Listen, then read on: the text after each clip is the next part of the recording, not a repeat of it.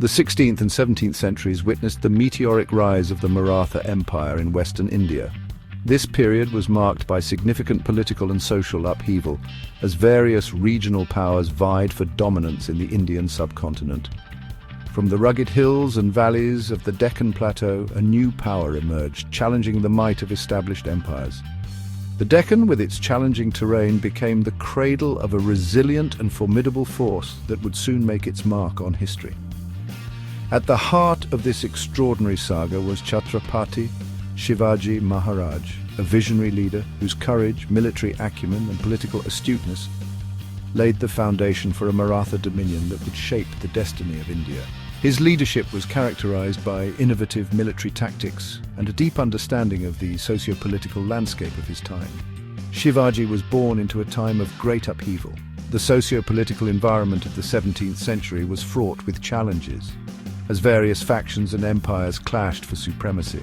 The once mighty Deccan sultanates, remnants of the shattered Bahmani kingdom, were locked in perpetual conflict with each other and with the burgeoning Mughal Empire to the north.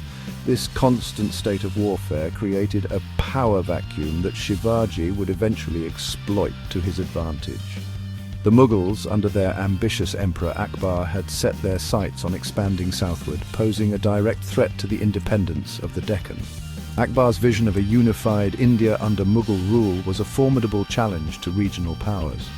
It was in this cauldron of conflict that Shivaji rose to prominence. His early military campaigns demonstrated his strategic brilliance and his ability to inspire loyalty among his followers.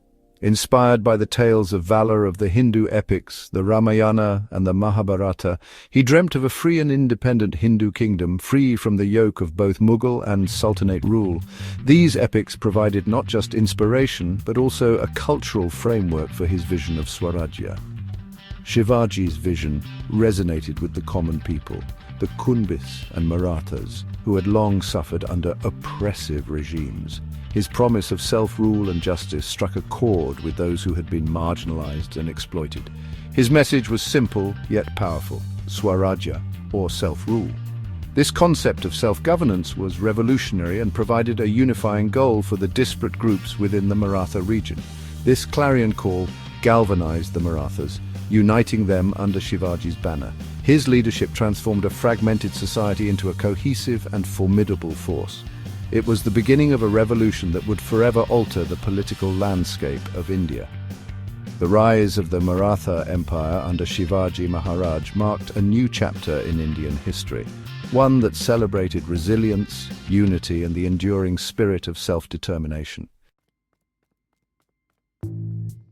The Deccan Plateau, with its rugged terrain, dense forests, and formidable mountain ranges, served as both a sanctuary and a strategic advantage for the Marathas.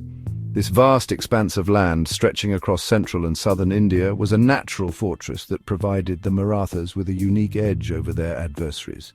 Bounded by the Western Ghats in the west and the Eastern Ghats in the east, the Deccan provided a natural barrier against invading armies. These mountain ranges were not just physical obstacles, but also psychological deterrents, making any invasion a daunting task.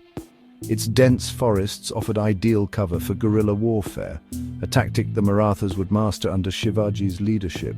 The thick foliage and intricate network of trails allowed them to launch surprise attacks and vanish without a trace, leaving their enemies bewildered and demoralized.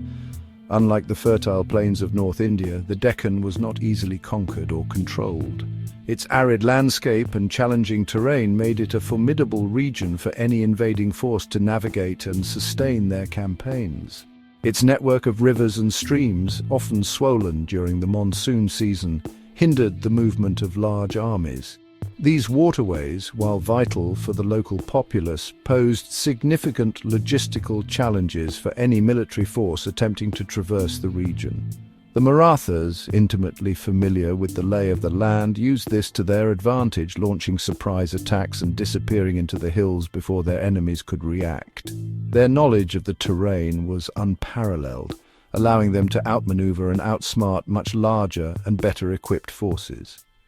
The Deccan's geography also fostered a spirit of independence among its people. The rugged landscape and relative isolation from the northern plains nurtured a sense of self-reliance and resilience. The region's history was replete with tales of local heroes and chieftains who had resisted invaders for centuries. These stories of valor and defiance were passed down through generations, inspiring the Marathas to continue their struggle for autonomy and self-determination. This legacy of resistance was deeply ingrained in the Maratha psyche, making them fierce and resolute warriors. Their determination and fighting spirit were unmatched, driven by a profound sense of duty to protect their homeland. The Deccan was also a melting pot of cultures and languages. This rich tapestry of cultural influences created a vibrant and dynamic society, where diverse traditions coexisted and thrived. Marathi, the language of the Marathas, flourished alongside other languages like Telugu and Kannada. This linguistic diversity was a testament to the region's inclusive and pluralistic ethos. This cultural diversity contributed to a sense of shared identity among the Marathas, transcending caste and regional differences. It fostered a strong sense of unity and collective purpose, which was crucial in their quest for freedom and self-governance. Forts played a pivotal role in the Maratha military strategy. Perched atop the Deccan's numerous hills and mountains, these fortresses were more than just strongholds. They were symbols of Maratha power and resistance. Shivaji understood the strategic importance of forts, and throughout his reign he captured, fortified, and strategically placed numerous forts across his domain. These forts served as defensive outposts, protecting Maratha territory from enemy incursions. Their strategic locations allowed the Marathas to monitor enemy movements and launch surprise attacks. The forts also served as supply depots, storing provisions and ammunition that could sustain a prolonged siege. Among the many forts under Shivaji's control, a few stood out for their strategic importance. Raigad, his capital, was an impregnable mountain fortress, accessible only through a narrow winding path. Torna, his first conquest, marked the beginning of his military career. And then there was Pratapgarh, the site of Shivaji's legendary encounter with Afzal Khan, a Bijapuri general sent to subdue him. The Marathas were masters of fort warfare. They developed innovative techniques for building and defending their fortifications, using locally available materials like stone, mud and timber. They also trained specialized troops, skilled in rock climbing, archery and swordsmanship, who formed the backbone of their fort garrisons. Shivaji Maharaj was not just a brilliant military commander, but also a shrewd strategist, whose innovative tactics and foresight often outmaneuvered his adversaries, and a gifted administrator.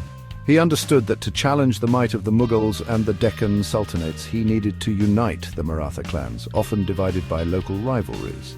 Shivaji possessed a unique ability to inspire loyalty and command respect, bringing together disparate factions under a common cause.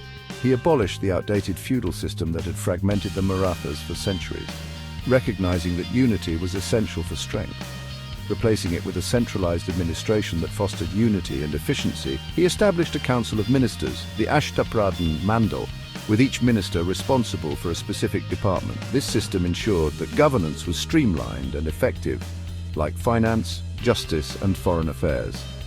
Each minister was chosen for their expertise and loyalty, ensuring that the administration was both competent and trustworthy. Recognizing the importance of a strong military, Shivaji reorganized the Maratha army, introducing new training methods and equipment.